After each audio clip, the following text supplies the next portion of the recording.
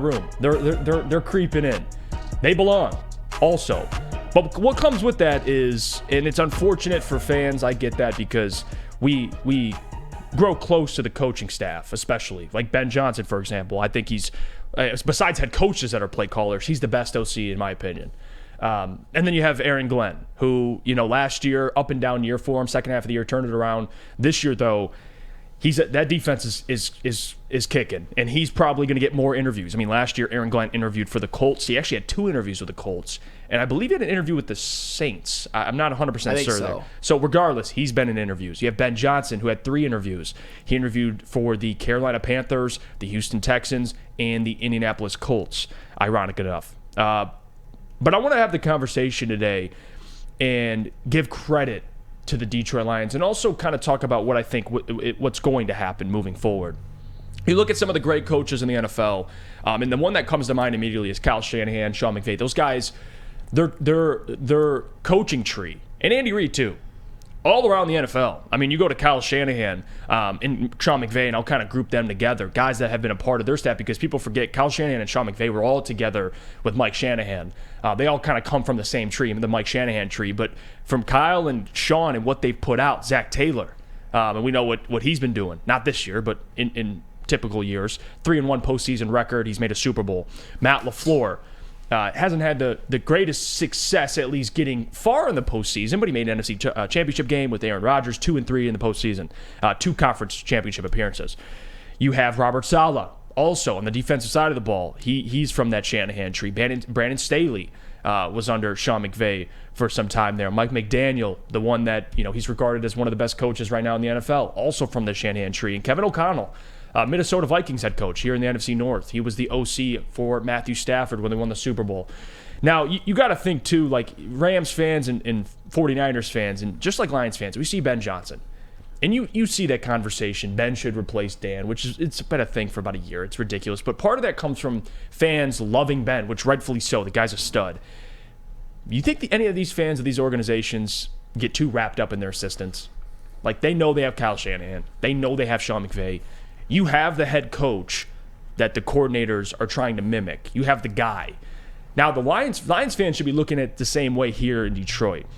You have Ben Johnson, but you also have Dan Campbell, who is an offensive mind. I think Sean Payton referred to him as he could be the offensive version of Mike Vrabel.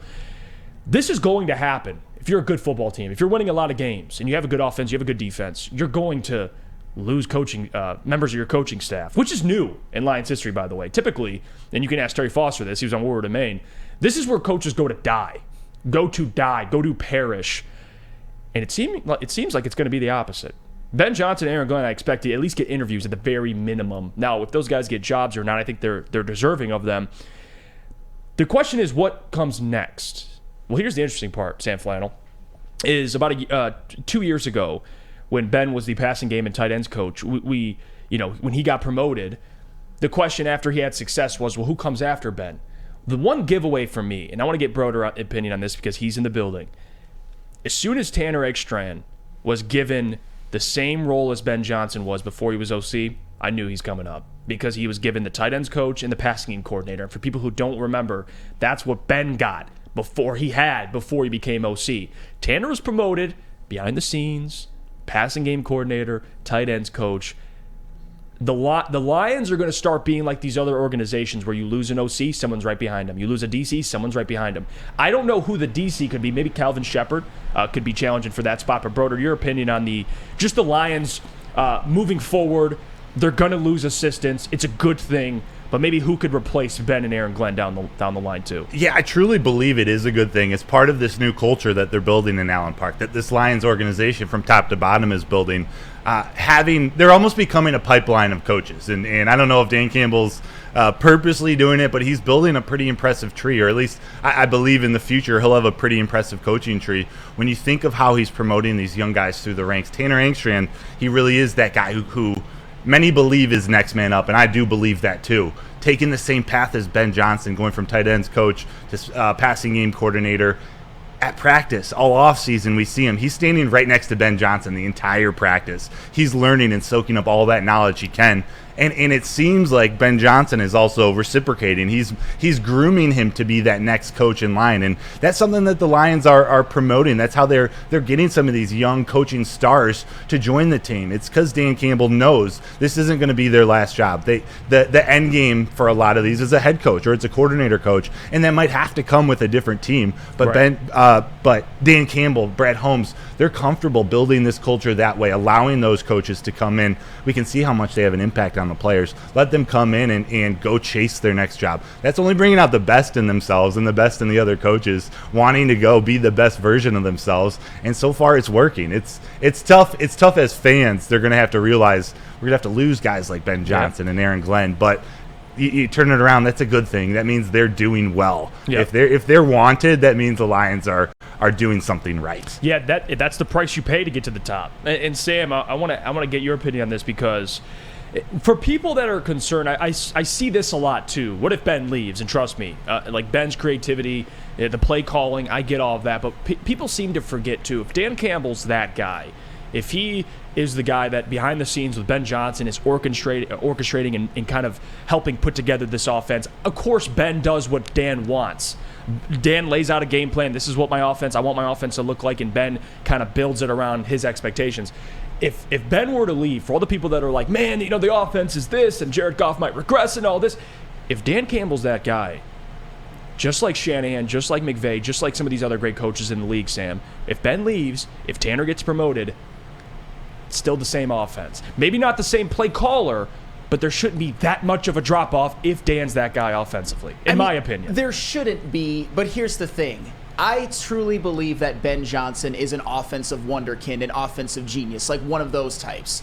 We don't know about Tanner Engstrand, and I don't think that Dan Campbell is necessarily that, and I don't think that's off base to say. I think Ben Johnson plays a huge role in this offense. I'm not saying necessarily that the offense is going to take a huge regression or anything like that, but I have some numbers when it comes to Ben Johnson during his time with the Detroit Lions that are very, very, very impressive, I would certainly say.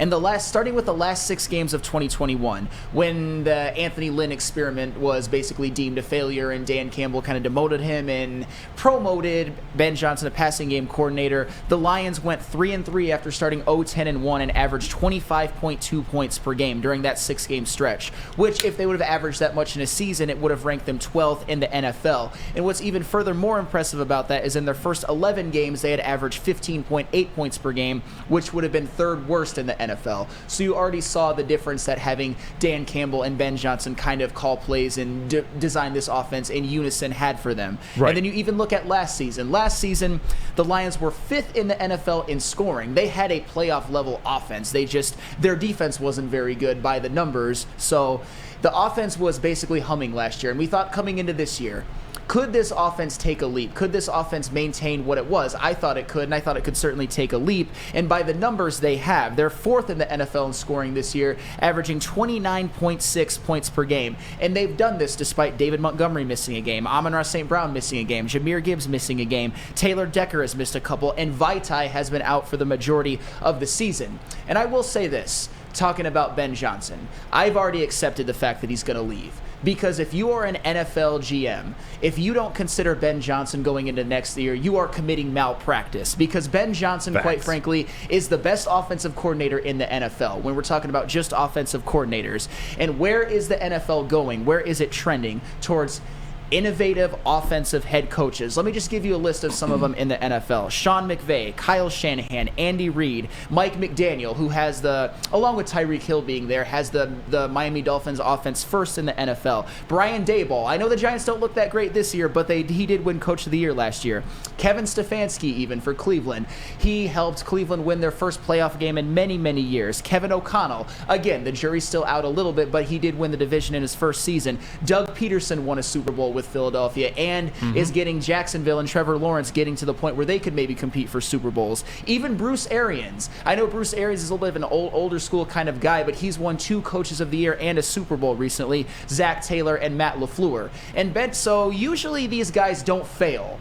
And I think Ben Johnson will succeed wherever he goes. So I get what you're saying that in theory the offense should just be fine next year without him. I don't want to undervalue what Ben Johnson's actually meant and what he what he could be if he stays. He won't stay, but just it will be a loss. Yeah, and I'm not trying to do that either because, listen, I love Ben. Like, I'm probably the biggest Ben Johnson fan, but I'm trying to look at this thing and try to compare it to other organizations. If you are that guy offensively, Dan Campbell, and not saying he's this Kyle Shanahan, well, to be honest, he doesn't look like it, but don't sleep on him. I think people look at Dan Campbell and he doesn't look like Kyle Shanahan, he doesn't look like Sean McVay, but the guy knows football. Yeah. And he loves what the 49ers are doing. But the point I'm trying to make is this.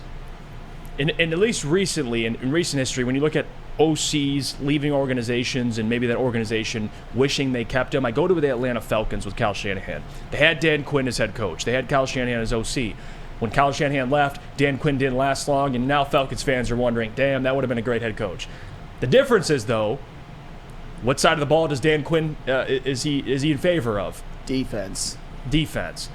Dan Campbell's not a defensive coach. Nope. He's an offensive coach. That's what I was told, and I believe it. So, with that being said, if he is an offensive coach, trust me, Ben Johnson is a terrific play caller. But if he leaves, the offense should not fall off a cliff. That's what I'm saying. But this is part of being a good NFL team now. Like, you're going to lose offensive and defensive coordinators. This comes with being a good football team. Also, what comes with being a good football team is finding replacements for those guys that can kind of keep up the production. And I think the Lions are going to do that with Tanner Engstrand and maybe Calvin Shepard. So it's a good era. It's a new era. Like I said last week, it's a new era in Detroit Lions football, and I do believe that because no more Jim Bob Cooter. All right, this is very different. And Jim Bob is, he's doing his thing around the NFL, but you're going to be milking out some damn good head coaching candidates, I believe. Let's go to break. When we get back, we'll get into our just kind of breakdown with Matt Broder. I'm going to ask him about the game and get some more details on that, maybe his reactions.